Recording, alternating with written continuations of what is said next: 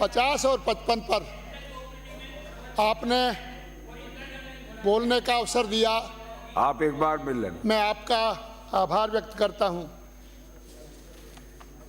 माननीय सभापति महोदय, यद्यपि सहकारी आंदोलन की औपचारिक शुरुआत हमारे राजस्थान के अजमेर से और भरतपुर से हुई, ये हम पूरे भारतवर्ष में राजस्थान लीडर के रूप में स्थापित है सहकारिता आंदोलन में।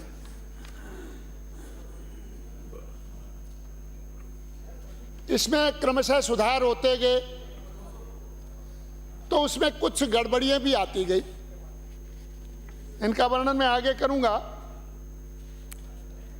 परंतु इससे पूर्व भी सहकारिता के संबंध में अनेक कार्य होते रहे। हमारे पुरातन समय से ही सहकार आपसी किसानों में या अन्य लोगों में सहकार भाव हमेशा मौजूद रहा है। हम लोग कृषि कार्यों में हम एक दूसरे की मदद किया करते रहे हैं।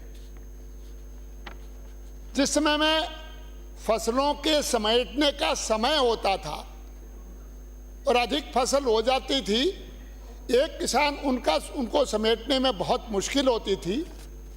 उस समय में हमारे यहाँ पर पुरातन समय से ही एक प्रथा है, लाह प्रथा, यानी कुछ लोग वहाँ पर लाश भी बोलते हैं और लाह भी बोलते हैं। समस्त उस गांव के किसान, उनको निमंत्रण दिया जाता है कि मेरे आज लाह है, और उस लाह के अंदर जाना अपना परम धार्मिक कर्तव्य वो किसान समझता है और जा कर के उस किसान की मदद करता है और दिन भर काम करता है।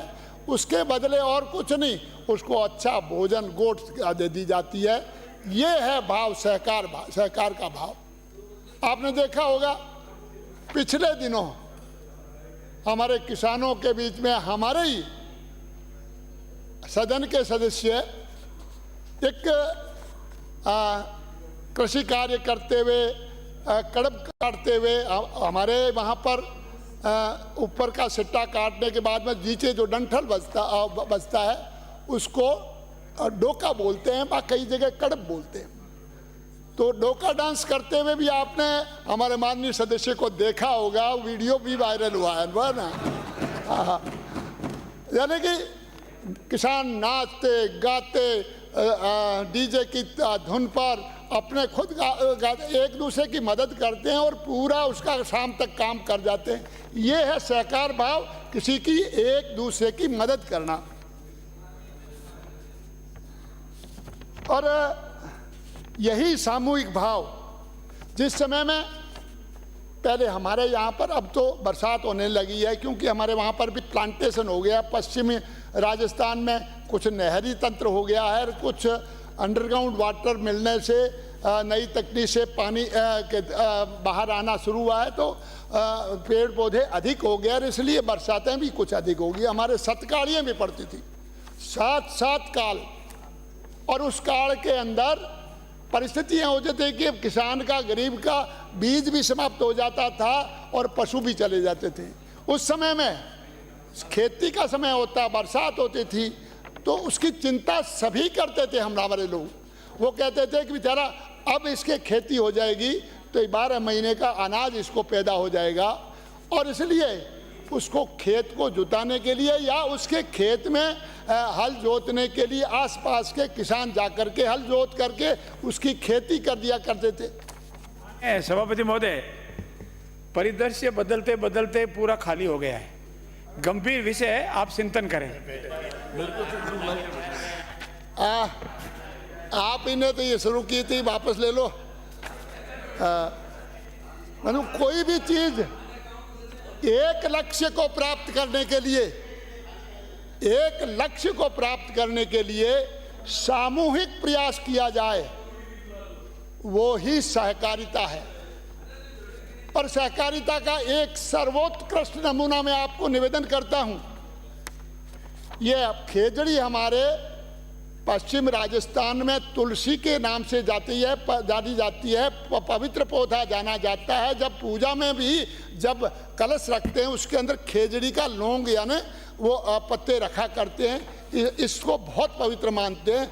ये अकाल के समय में पशुओं को चारा भी देती है और साथ में जलाऊ लकड़ी भी देती है। और यहाँ पर भी पूर्वज कहते थे कि उनके जब सतकाली पड़ती थी उनके छोड़े खा करके अपना काल का समय गुजारते थे।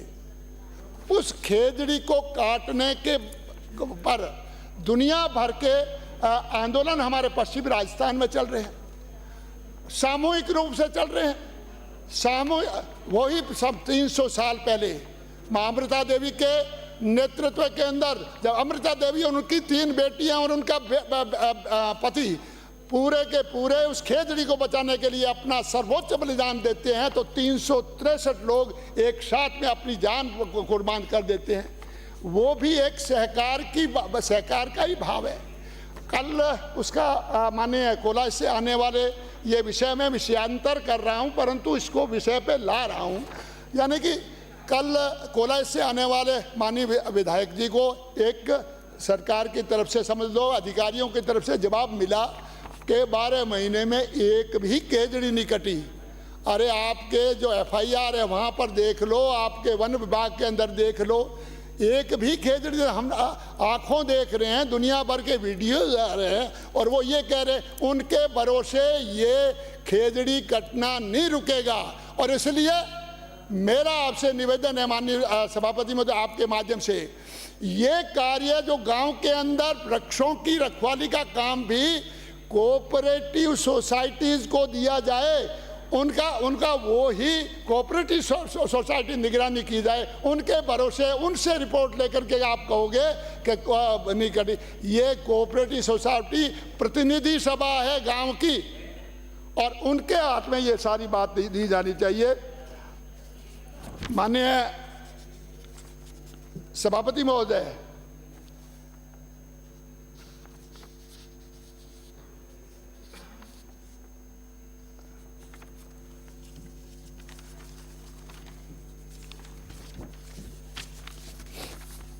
ये कोऑपरेटिव जो संस्कार है न सिर्फ किसानों के ही है, शिल्पकारों, कलाकारों, महिला समूहों, उनके द्वारा भी कोऑपरेटिव में अनेक दुग्ध उत्पादन सहकारी समितियों,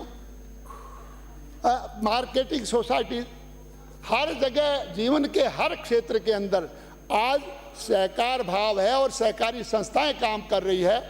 उनको पुष्ट करने का, उनको ताकतवर बनाने का हमारा काम है। माननीय सभापति महोदय, सहकारी आंदोलन का ध्येय किसानों, श्रमिकों, शिल्पकारों, लघु व्यापारियों, जनसाधारण को बिचौलियों के शोषण मुक्त हुए और पारस्परिक सहयोग कर आधारित आर्थिक गतिविधियों को प्रोत्साहित कर उनका आर्थिक, सामाजिक, सांस्कृतिक विकास सुनिश्चित करना है। श्रम एवं उत्पाद का उचित मूल्य भी उसको मिले, इसके साथ ही उपभोक्ता को उचित मूल्य, गुणवत्तापूर्ण वस्तुएं उपलब्ध करवाना भी सहकारी आंदोलन का ही हिस्सा है। राज्य की सर्वोत्मुखी प्रगति सुनिश्चित करना रहा है। सहकारिता आंदोलन ने समावेशी विकास, सामाजिक आर्थिक सशक्तिकरण और ग्रामीण विकास में अहम भूमिका निभाई है। तो इसलिए सहकारी आंदोलन, इसके अंदर कालांतर में जब ये आंदोलन शुरू नहीं हुआ था तो किसान धीरे धीरे बिचौलियों और साहूकारों के चंगुल में फंस जाता और ऋण लेता रहता और वो ऋण चक्रवर्ती ब्याज के द्वारा उसके ऊपर चढ़ता जाता और सारी उम्र उससे ऋण नहीं हो पाता, उसकी ज़मीनें बिक जाती थी। उसमें सहकारी आंदोलन ने बहुत बड़ा काम किया है और आज सहकारी आंदोलन के माध्यम से ऋण भी मिलता है समय पर, जब खेती का समय होता है, और वो भी बगैर ब्याज के ऋण उपलब्ध कराया जा रहा है। मैं राज्य की भजनलाल जी की सरकार और माननीय सहकारिता के मंत्री जी का हार्दिक धन्यवाद करता हूं कि आपने वो ऋण राशि बढ़ाई है 1.5 लाख रुपए से बढ़ा करके 2.5 लाख रुपए, तो उसमें पशु वाला भी साथ में 50 लाख हजार जोड़ करके इस प्रकार से करने का काम किया। दुधारू पशुओं के लिए भी आपने देना शुरू कर दिया।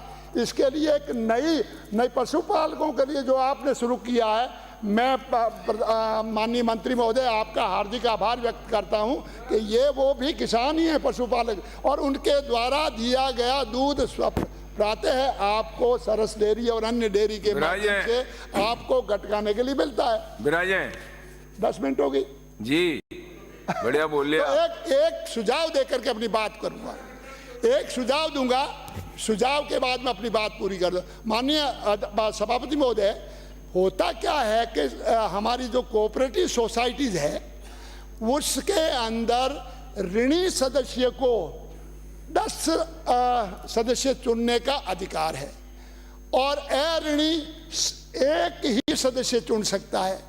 जब अऋणी एक सदस्य चुन सकता है तो ऋण ही वो अध्यक्ष है ना, वो उन्हीं को देगा जो उनके अपने, और इसलिए वो जो एक बार अध्यक्ष बन जाता है वो कुंडली बांध करके उस संस्था के ऊपर बैठ जाता है।